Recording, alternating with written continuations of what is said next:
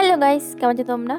মা, বাবা, দিদি, বোন, ভাই, আমি সবাই মিলে যাচ্ছিলাম বাঘাযতীনে বাবার ডাক্তার দেখানোর জন্য।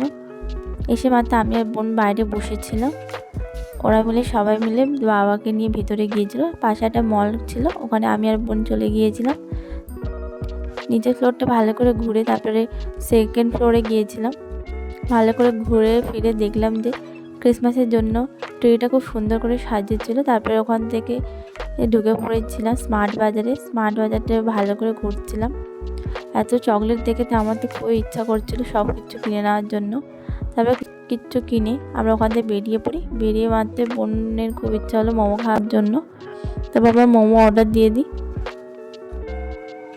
মোমো আমাদের চলে আসে। বোন খেয়ে তো বললো প্রথমেই খুব সুন্দর হয়েছে, তারপর আমিও খেলাম, সত্যি খুব টেস্টি ছিল। তবে এসে দেখি দিদি আর ভাই কেএফসি অর্ডার দিয়েছে। গাড়িতে যাওয়ার পথে আমরা কেএফসি খেয়ে খেয়ে যাচ্ছিলাম।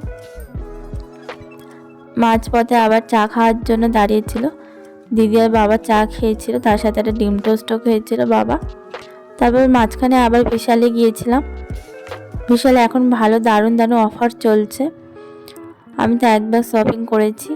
তবে বাড়িতে এসেই দেখি যে কাকা বিরিয়ানি রান্না করেছে। কাকার হাতে বিরিয়ানি তো প্রচণ্ড ভালো খেতে হয়।